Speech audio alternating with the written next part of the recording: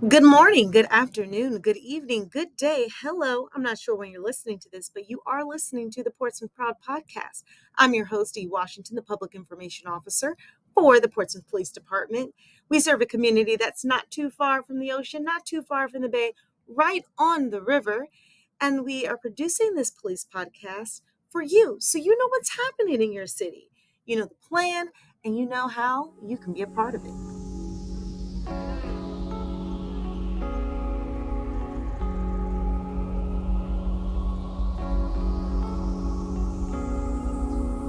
Today we're going to be discussing saving lives. We have two wonderful guests. We have Dr. J. Hayes. He is the founder of the Saturday Academy, as well as the project consultant for the Virginia Center of Public Safety, Advocacy Through the Arts, Learning Partnership.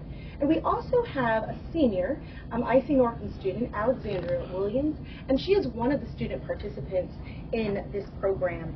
Welcome to the Portsmouth Proud podcast. Thank you, Dr. Hayes. Thank you so much. Thank you. So just to start off on this conversation, Dr. Hayes, can you give us a little bit of your background? Can you tell us where you're from? Are you a Portsmouth native? Are you from Virginia? Well, no, but I feel like I'm from Portsmouth. I hail from a place called Brooklyn, New York. Oh, Brooklyn, New York. Brooklyn, okay. New York, born and reared, traveled here some years ago, bred my children here, got on the course of helping, that's the way I was taught, and actually got into working with young people because of my own son, who got suspended from public school in Virginia Beach, where we lived at that time. And the rest is history with that, and the place that I consider being a place of rest is Portsmouth because it's family friendly. Okay. I've been around here for just a moment, and just this year, I was told at an honoring that Portsmouth has adopted me. So I feel blessed to be through the adoption process. Okay. Have many friends here. My relationship with the faith-based community, my relationship, of course, with education has been second to none. And of course, my work with Portsmouth Parks and Recreation, starting a program years ago known as Connect with Conduct, moved into another program, Books Not Bullets, and then now having the Youth Leadership Development piece, which of course is near and dear to my heart because it has to do with development. And whenever I hear development, I want to know how children are developing. I want to hear where they are in terms of their age, and more importantly, to help erase the negativity of that residue. And there's a lot of residue out there of negativity when it comes to young people. So that's a little bit about me. Just glad to be here, glad to be able to share my experiences, and more importantly, to see what Portsmouth is really all about. And I know what they're all about because I'm blessed to have a great relationship with the chief of police in terms of the vision that he has for young people. So here I am. Here you are. Well, thank you. Here I am, yes. So what brought you to youth development? What stirred up that passion? I see you have Connect with Conduct, you have Books Not Bullets, and there's the Saturday Academy. What drew you to children, or the development of children, the development of youth? Well, being the father of 10, ranging from the 40s to the 20s, and don't ask how that was done. I know what it is just to see things develop, and until you get down to the development phase of your 2-year-old, your 5-year-old, it's all different. Mm-hmm. You have to surround yourself, more importantly, with how are you developing as that older person, advanced in age. So I became involved with development. The city wanted to do a piece of rites of passage, and there was a young lady by the name, she's no longer with us, that's Miss Michelle Eady. She went to one of the former city managers and she says, You know, Dr. Hayes has something, youth leadership development, and that's where I am now in terms of helping to educate, to encourage and inspire, to get young people across the stage to graduate from high school, Yes. to academically do well, but more importantly, behaviorally do well, so that they will be a credit, not just to the city, but to the world. So that's how I got here to do that. So I know in this process of with youth development and the work that you're doing within Portsmouth, you had mentioned to me that part of your hope and your goal is to save lives. And you talk about gun violence, but you don't like to put emphasis on gun violence in particular. You want to talk about just saving lives. So can you tell us how we move from the development of youth, and then we want to how you decided to zero in on this aspect of saving lives? Well, as you know, we've had the Martins that were killed, Trayvon, and all of that in terms of gun violence. We had a lot of shootings by police, young people. That left such a negative spirit in people just to hear gun violence. And I found out that gun violence doesn't have a dance, it doesn't have a song, it doesn't have a flag, and it's very difficult for people to even get their zip code changed if someone in their family is killed. So don't go that way. And as a preacher, having to eulogize, it became numb to me. So I said, it's about saving lives. How do we save their lives? First of all, get the respect from the young people, because many of the young people didn't have it, to get the trust of their parents to believe that things could change. So you always want to change the narrative. Okay. People hear it's about saving lives. First of all, it starts with your own life. How do you save your life?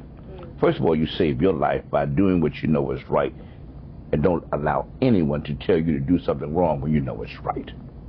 When it comes to going institutionally, even in the schools, but the first institution, of course, being in the home. How do we address this violence in the home? Because we're always going to have violence amongst us. Yes. It's not going anyplace. Right. But it's the violent that take it by force. Why are you so violent? Many of the young people, it's not the absenteeism of a male, it's the male that's absent. And I can break that down to you. Okay. They're absent. You can be in the home with the absenteeism, but you're still absent because you don't deal with the emotional stress of your child. You can be absent because you don't have conversations of what's really going on with you today. You can be absent because you think you know everything and you're not even trying to find out what's going on in their world. Right. I like that because saving lives, one, it's empowering. It puts you in a position to be able to do something. It's preventative. It's not the aftermath. It's not reactive. So I like changing that narrative and using an empowering phrase that really sums it up. That's what we want. We want to save lives, and we want to engage people and empower them to do something about it. And I think that inspires that. And so, can you tell me, with the Saving Lives, how you partnered with the Virginia Center of Public Safety, Advocacy Through the Arts partnership, learning partnership, how you worked with them for this project? How did that come about? Well, I began with a group of persons, and that group actually spoke to the Virginia Center. I was provided with the toolkit to educate, to empower young people to move into action, to do op-eds, etc. And a dear friend of mine, actually, who is now the head of the Center for Gun Violence Solutions, Josh Hollowitz, said, Doc, I think you should go over to the Virginia Center and help them. In the beginning, they were a little nervous because, I speak with some authority, and all that kind of stuff. Who is this? And I think they said, this man is a little bit off the chart, but they recognized my spirit. So the Ed Fund stopped doing their work. Okay. It was the educational fund to stop gun violence. And they received me, that's the Ed Fund, as a spiritual renewal to them. They helped me. They sent me all across the country with a young lady by the name of Kayla Hicks. And Kayla Hicks had me moving and going here. And if someone would get shot, come on, Rev. Oh. And I found out at that point that there were so many families that did not get the reality of the real reality of what it is that their children were involved with. They were in denial, etc. And I would always say to myself, it would be something, because now we have so many people that are gone, young people, all of our doctors and all of our lawyers that we would have had, they're now under the ground. So the ground began to speak to me, spoke to me. So I ended up getting with, again, Josh Holloway, who spoke to the board of the Virginia Center for Public Safety. And through my moving and doing and all of that, it came to me, we've got to save some lives. Okay. We can't keep going with the same narrative, because people are numb to that. When they hear it, oh, another person got shot. But when they hear another person has survived and they're living and they're doing well, that brings hope to them. Right. So the healing has to come. But the healing has to come, whatever our indifferences are. We have to know how to work in between that, get on top of that, and move forward. Okay. I want to now bring in Alexandria Williams. She's a senior at Icy Norham. Because this isn't just, it's not just Dr. Hayes doing this. This is a movement that is, it's a movement. It is a program that is ran or it is, students are part of it. Youth are a part of it, and you're one of those students. So can you tell me how you became a part of this learning partnership? Greetings. I came a part of this by doing a mural at Icy Norham High School for gun violence. In that mural, we had 5 other students that contributed to it. One of those students was actually a foreign exchange student, so we got the blessing of having her help us before she left. Okay. Then the whole movement of this is stating that young lives are dying. It's scary. Okay. And the reason why I want to stay in this topic is because I want to work with kids and I want to be able to have kids. I want to be able to know that my kids are safe in this place. And if they're not safe, I don't want them to suffer.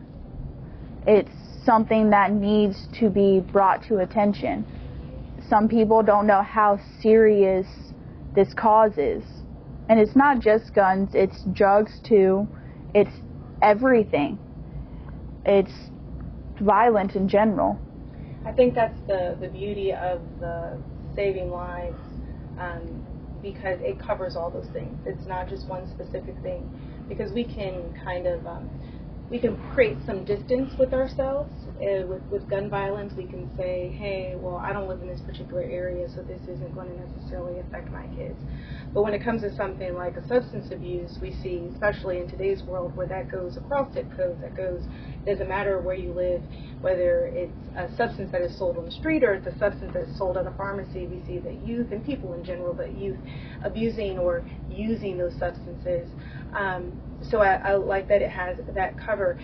But you became part of this learning partnership through painting a mural. But it's more than just the mural. That was like the catalyst to you becoming part of this program. You all just recently went to Johns Hopkins.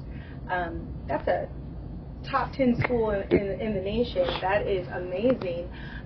Known a lot for the healthcare, medical, as a medical school. How was that to be given that platform to be able to address the professors or the administration, professionals, be able to take this message to them? What was that experience? That experience was definitely once in a lifetime. I will say it was very eye-opening seeing that people really do care. It may be not brought to attention because some people and students don't realize that there is help. There is help out there. There's help in hospitals, there's help at police stations, but they don't feel like they can get help. And at Johns Hopkins, we were talking about this red code where if you own a firearm and you have been diagnosed with the mental stable thing, anything, you will get your firearm taken away from you until you're stable. And I believe that's going to help lives be saved. Right. And I think like that is a conversation that is happening nationally about the impact or the impact of mental health on U.S. gun violence. Now, I know we don't want to talk specifically about gun violence, but there's an epidemic. People are experiencing high levels of depression and variety of behavioral health disorders at this particular time in our country. There's so many factors that go into that, but I do think that it is very important that that side is addressed, especially when we're coming to talk about the use of something that is lethal, that can definitely end a life if misused, mishandled. But I think it's talking to you and you talking about a red code law. I think that is something that is unique that's going on, where we're getting young people to talk about public policy. So you're not just talking about broadly about, violence or saving lives, but you are also learning how we save lives in the United States of America. We don't save lives in the United States just by talking about it. We save lives in the United States by law, by a legal code, by public policy. So I think it is a wonderful testament to the work that Dr. Hayes, the Saturday Academy, the Virginia Center of Public Safety Advocacy through the arts, Learning Partnership, is doing, that they're getting young people like Ms. Williams, like you, Alexandria, involved in policy creation, because that is how things change. That's how they move in our country. I think this is a wonderful time for us to take a break, and when we return, we will talk more with Dr. Hayes about Saving Lives, Saturday Academy, as well as youth development in the city of Portsmouth, and we'll also hear a little bit more from our Icy Norham senior, Ms. Alexandria.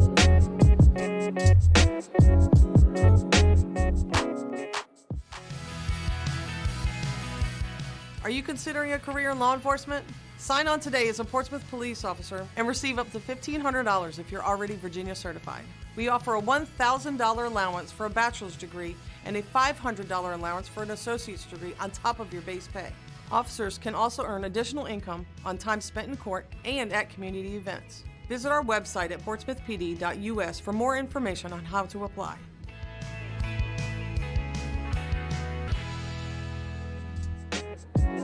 Okay, so we are back with Dr. Hayes and Ms. Williams, and we're talking about saving lives. So where we left off, we were talking about the young people being involved in creating policy, not just talking about saving lives, but actually getting into creating law, advocating for the laws to change, particularly around mental health, creating a criteria of who is fit to have a weapon, and making sure that if they are temporarily, if they are not fit, that they do not have a weapon, because we want to save lives. Ms. Williams, how did that feel? You talking to them about that policy? How was it received when you said it? Was it received well? I will say it felt amazing, because you can talk about something as much as you want, but it takes the action to actually make it done. If you don't, you can talk about it for years and years, but until you make that action, that's when something will actually happen.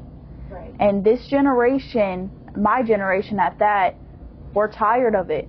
We're going to make a change. There's no if, buts, or about that. We will make a change. I believe it. I believe it. I mean, There's no if, buts, or about that. We will make a change. I believe it. I believe it. I mean, that is why they call you Gen Alpha. I believe it. Yeah. It's because it's you all have lots of information, and you've been able to just see every generation moves everything a little bit a step forward, and you're able to see what previous generations do, and in doing that, you're able also to be able to see where that former generation didn't, what moves they didn't make, or what mistakes they might have made, or how they can change, and then you can adjust. And I think with the technology that's out now, that you are able to talk to, you can talk to a student, you're in Portsmouth, you can talk to a student in Virginia Beach, but you can also talk to a student that's in Maryland or is in California. It's the perfect time because we have the resources, we have the technology, everything, you have the wind behind you, the wind is behind you, propelling us forward, and I think it's the perfect time to have this conversation. But I do believe that it is going to be young people to bring it to fruition, to take that action and for something positive to result from it.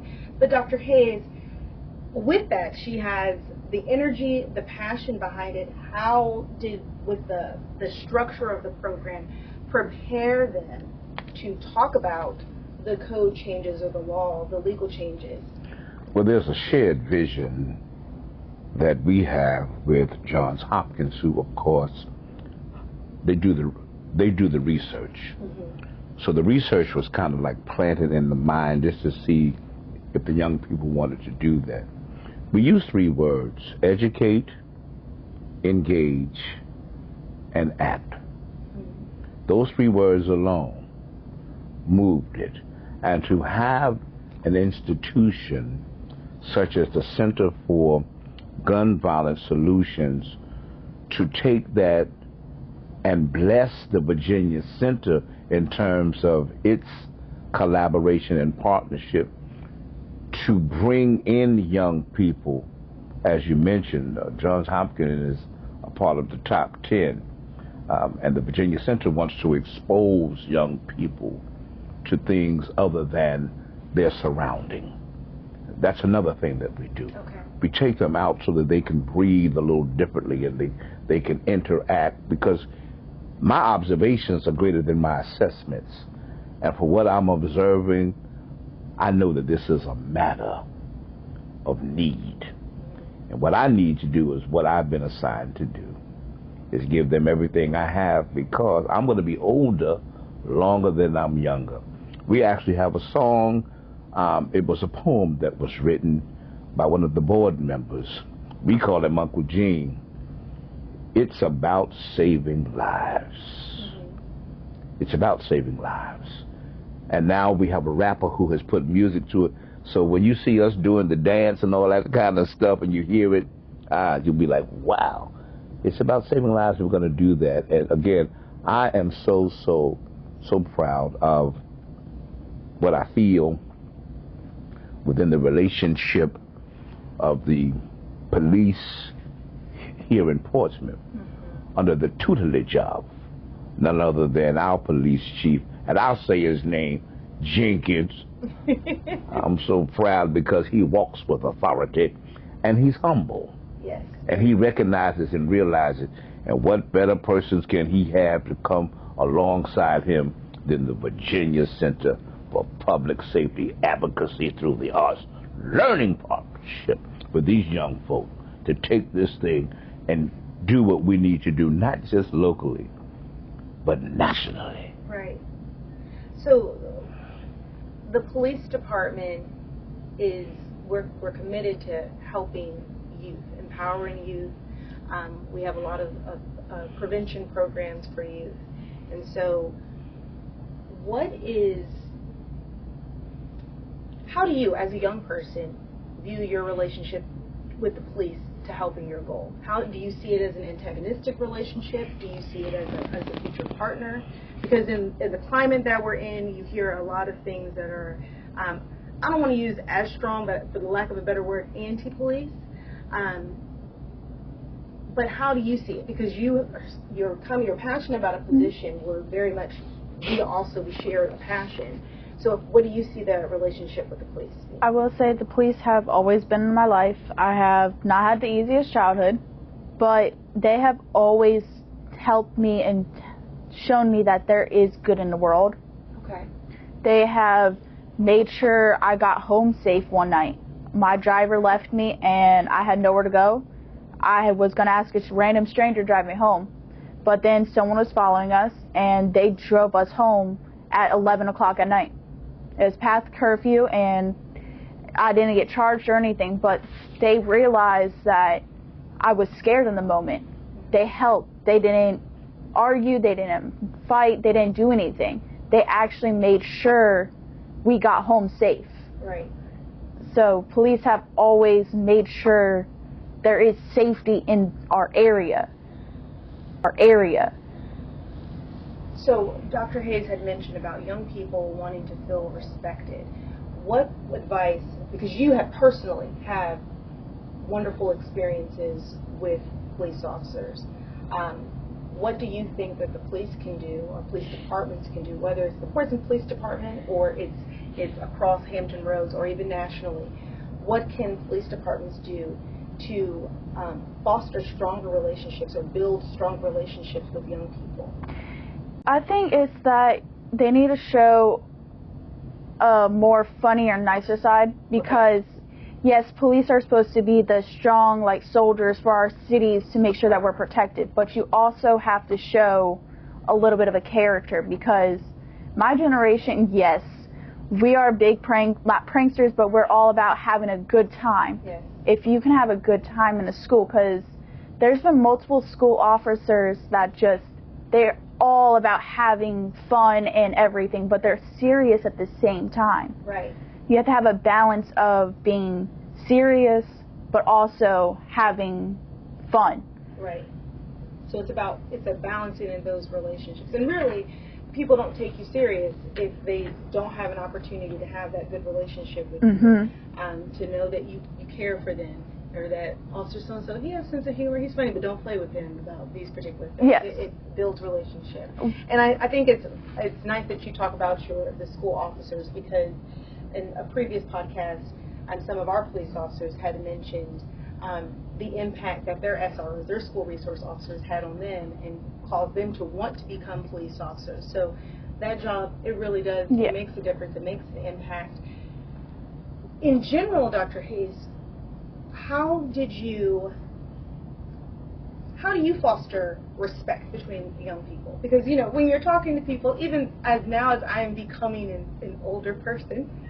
Advanced, not older. I'm becoming an advanced person. Yeah, there you go. We oftentimes, we're in a culture of division. So it's very easy for us to make these generational division things where we don't even attempt to respect those generations, or the differences of, if we're an advanced generation, not necessarily respecting or seeing the viewpoints of the younger generations. How do you foster that Miss Williams feels comfortable talking with you and she's open to being able to voice her opinions and know that you take her seriously? What do you do to foster that? I believe it's based on her observation. Okay.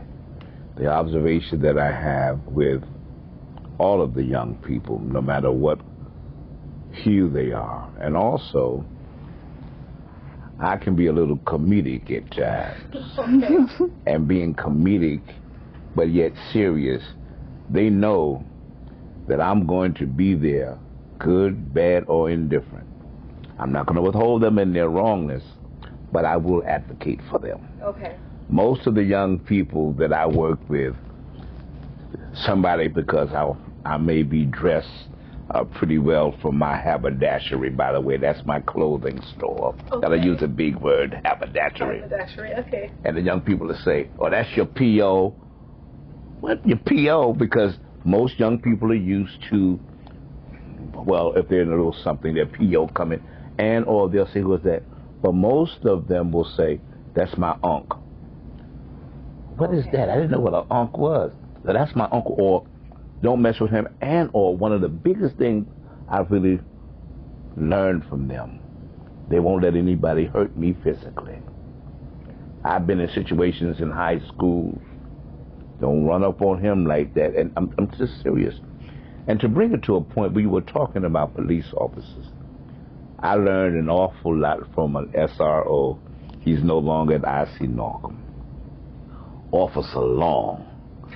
Officer Long and I used to go at it, blah, blah, blah. But I would respect him, because he has a uniform. He would respect me as the Reverend and all of that. But we could cut up and leave loving each other within our respected positions. That long is something else, and he goes a long way. Most of these young people around here, they miss him, but that's what you have to be able to get him to trust you. Yes. Man, trust you. I travel all up and down the highway. Sometimes I may not have my glasses. Y'all better be able to read something, because if you can't, I'm going to be embarrassed because I haven't taught you anything. Yeah. So there's the trust factor all the way. Right. So, I can see that just with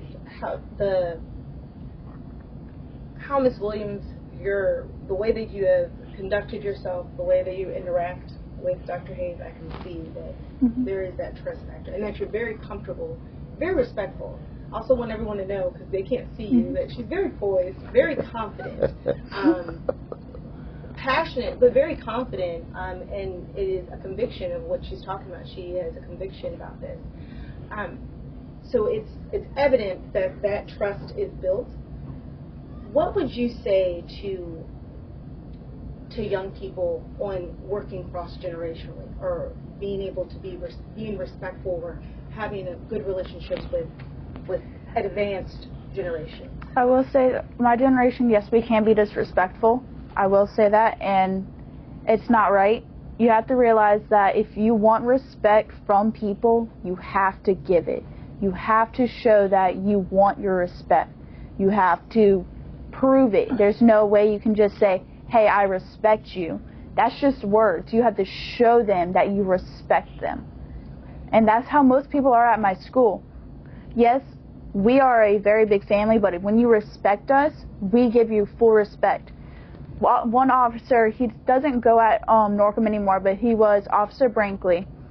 He was an amazing officer. I interviewed him for a project, and he was all down for it. He enjoyed it. That's how most of those administrators are at that school. They enjoy seeing students interact. And that's why we respect them, because they show us respect. I just want to take this time just to do a little shout out for Icy Norham, because Miss Williams has talked up Icy Norham, that from the administration to the teachers, that you all are doing a fabulous, excellent job, that you take the time, she said specifically, take the time to teach every little step for you to understand something. And so she repeated it. She said it off the mic, and she's saying it on the mic. That's and so right. I just want to That's say that, you know, Icy Norham teachers, y'all apparently are doing an amazing job. But that it's important that with doing an amazing job, it's important. Those interactions are important to young people. It builds trust. It makes them feel like they can make a difference. It lets them know that they can make the difference, and give them tools to make a difference. So whether it's you're interacting with teachers, you're interacting with someone like Dr. Hayes, that we all have to work together in order for there to be a solution, for us to come to a solution, and for us to not just know the solution, because we live in an age where we kind of know what we need to do, but it's going to take someone, probably from Gen Alpha, that's going to cause us to act and actually put that solution into play so that we can save lives. I think this is a good time for us to take our final community break, and when we return, we're going to hear some final thoughts and final words from Dr. Hayes as well as Ms. Williams, just telling us what do they have planned for the future, and then what are some ways that we can be involved.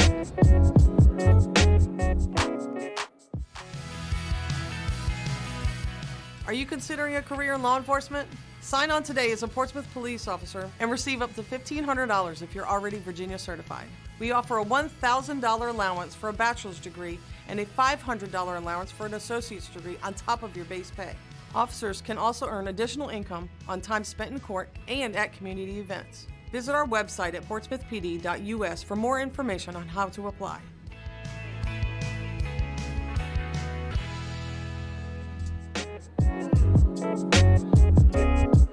We are back. We are back with Dr. Hayes. He is the founder of the Saturday Academy, as well as the project consultant for the Virginia Center Public Safety Advocacy through the Arts. Learning Partnership, and we're also here with our senior, Alexandria Williams. She's a senior at Icy Norham. And so, Dr. Hayes, can you tell us what are some upcoming projects for the Learning Partnership? Well, in October, this Nonviolence Month, and we have prepared ourselves, or we're preparing to do a basketball spotlight with young people, fathers and dads, and of course some police officers, hopefully some educators. We're also taking a look at doing some skits and some vignettes by way of our children, even giving our youngsters giving essays. We're going to be blessed, of course, in September to travel to Washington, D.C. to work with some professional theatrical persons with production so that we can do that in October. We just want to make sure that our youngsters are exposed and that we give them the proper tools to use when they're advocating, because they're advocates.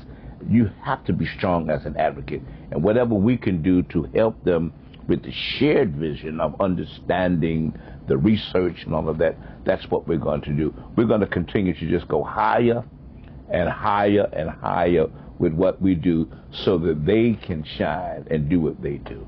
I like that. They're advocates. They're advocates. Advocates. I was saying participants, but it sounds so much better. They're advocates. That's what you're doing. You're advocating for policy.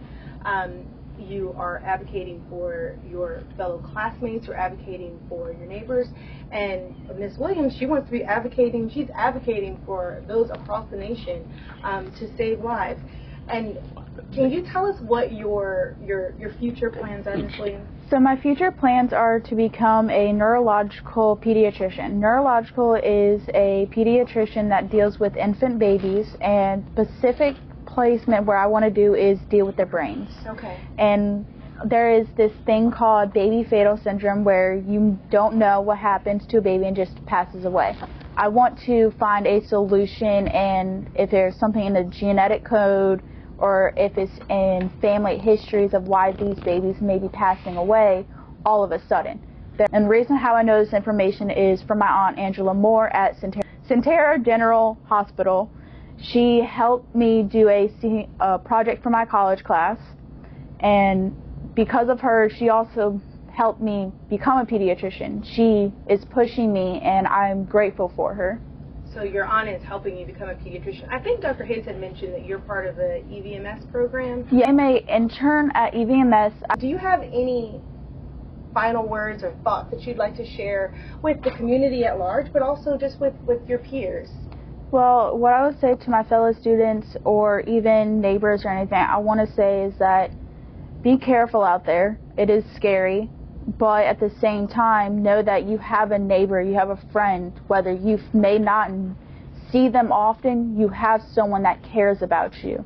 There is someone, whether they're across the country or different state, they care about you.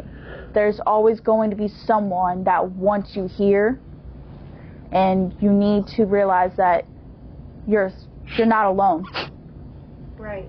I think it's important to reiterate that you're not alone. The environment right now, it's a little unsettling, and so I think that you're doing wonderful work, and I think that the work that Dr. Hayes has done over his career is